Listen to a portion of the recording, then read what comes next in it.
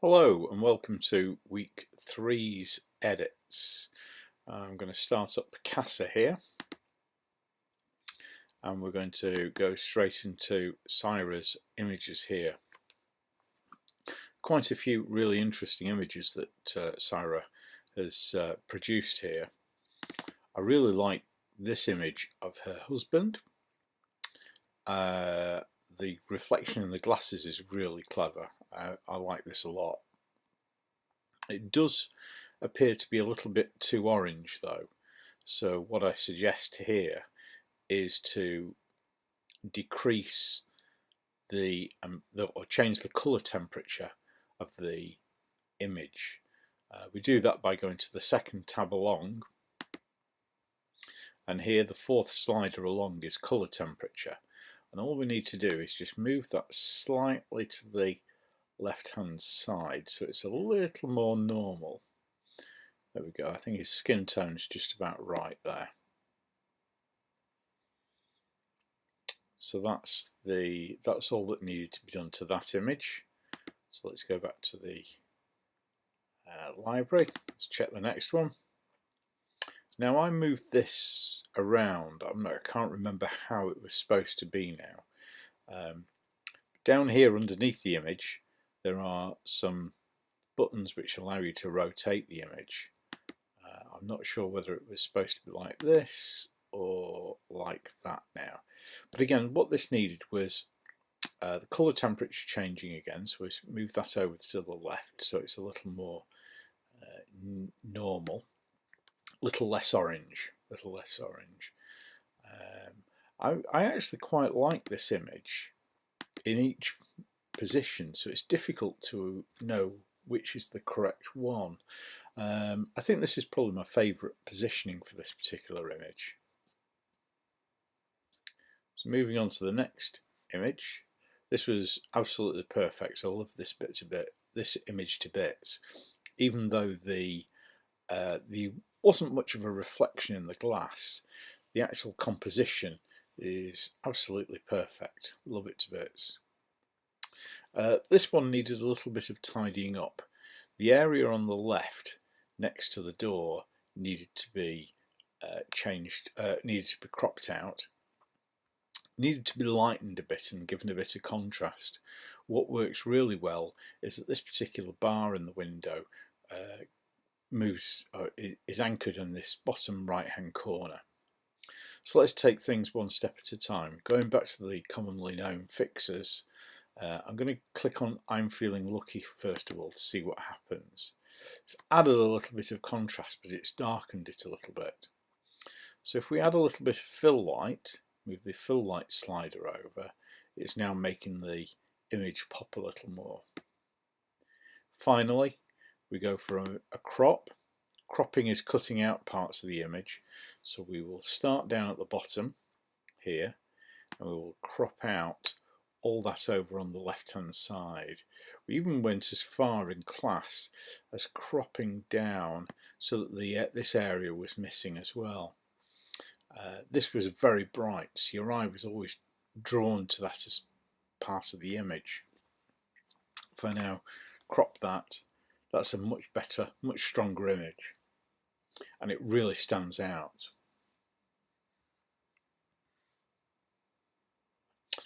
Again, I love this image. The reflection is so strong in this. There was very little I wanted to change with this, other than there's a little bit of a table here. I would have been tempted to have physically pulled that back, and it might be worth cropping this slightly to get rid of this black area here, but that's just a minor thing. Just this area here would need to be just remove that. I don't think we can do it within Picasa, but in Photoshop it would be quite easy to remove something like this. So we now go back to the library. Oh, there was one final image, which was the one of her daughter and the reflection. This has worked so perfectly. The reflection is straight onto us, yet her daughter's physical image is side on. This is absolutely fabulous. I think it needed a little bit of fill light just to lift it slightly, and maybe the I'm feeling lucky. No, that hasn't worked. Maybe with some extra fill light. It's very difficult to tell. It has got the potential to be a fantastic image. I'm loving all this colour that's going on down at the bottom here as well. I think this was some LED lights in a jam jar. Right, so back to the library. So that was Sarah's images. Really, really good, interesting set of images. Lawrence. With Lawrence's images, there were 3 or 4 that I wanted to change.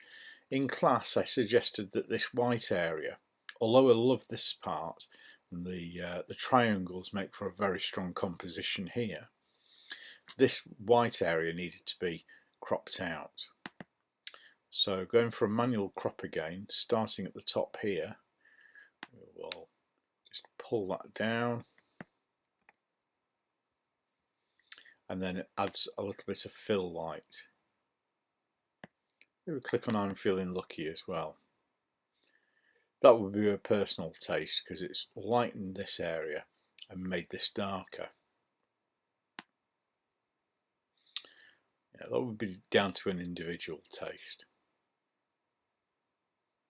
So the next image, this one just needed to be lifted so we could see Lawrence in the image here. Maybe crop that out as well. Not quite sure. Let's try the crop first of all. So we go for a manual crop again, starting just underneath the window. We're able to keep all the writing in, which is important. So I think that works quite nicely. Now to just increase the fill light. Not too much, but now we can see Lawrence in the image here, and we've not lost any of the detail here. And it's also brightened the buildings up as well.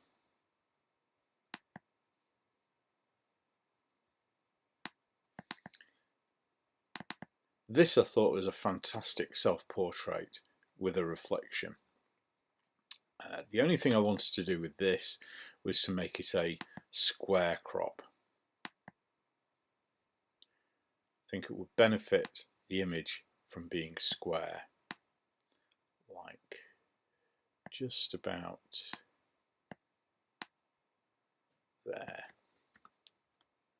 But again, this is a personal taste. I think with the perfect circle, a square would be the right thing to do. A lovely reflection from Salford Keys. Again, maybe click on I'm feeling lucky. It's darkened it slightly. The third tab along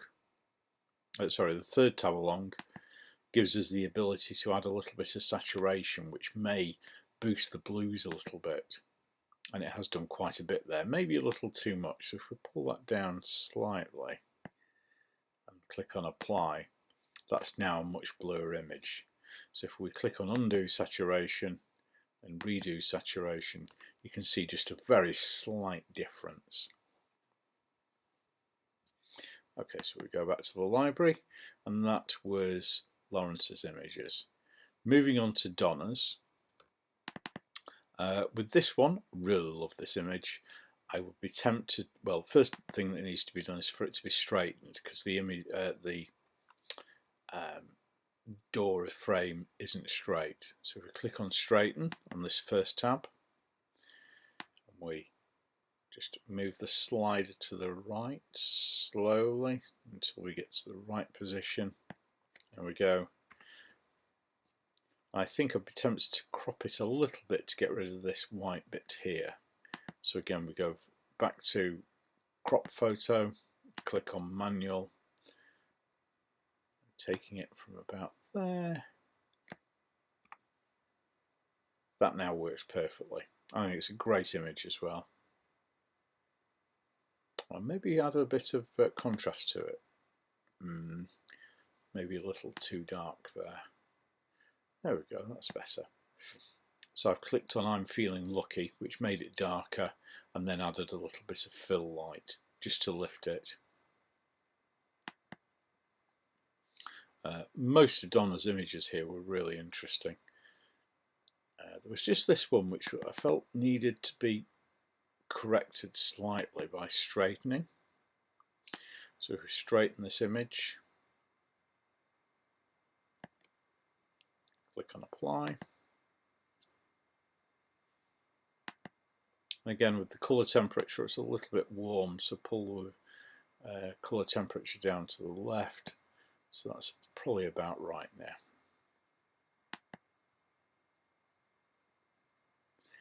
The other images as well probably needed the colour temperature adjusting on them as well, the other indoor images. With Chris's images, this was quite an interesting one. I'm guessing this is red glass or red perspex on the wall. I felt that this red was just a little too strong. One of the things you can do is, let's see, black and white. If we click on black and white here,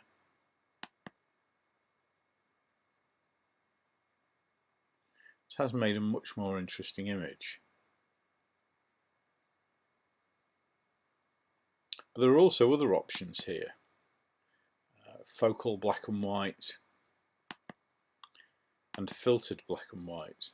The filtered black and white allows you to use different filters on the image. So add a red filter, orange, green, yellow. Doesn't appear to be working today. It was working in class as well, but it's quite interesting. Anyway, there is an ability to filter out different colours. So that's changing to black and white has made a big difference there.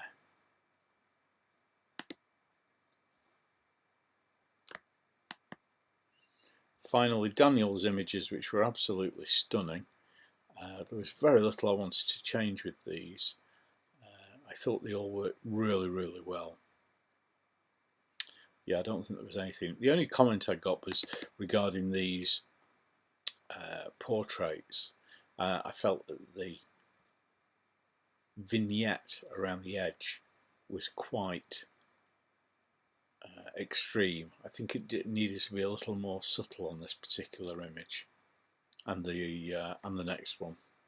Yes. Right. So those are my comments on the editing of the images, just to keep you in the so you can remember and reference back to this. I hope you enjoyed watching this, and I will see you in the next episode. Just as a quick addendum to the other video, I realised what I'd done wrong with this particular image. So what I did earlier in the video was to click on black and white and then try to do the filtered black and white, which is the wrong way around.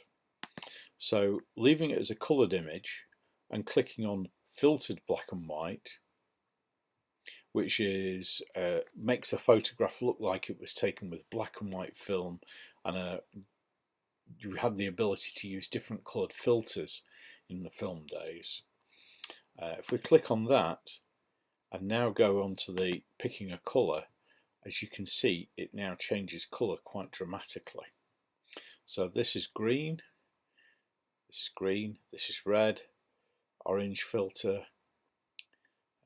yellow, 3 different types of yellow, and another lighter green. So the one that we felt looked best was actually the green filter here.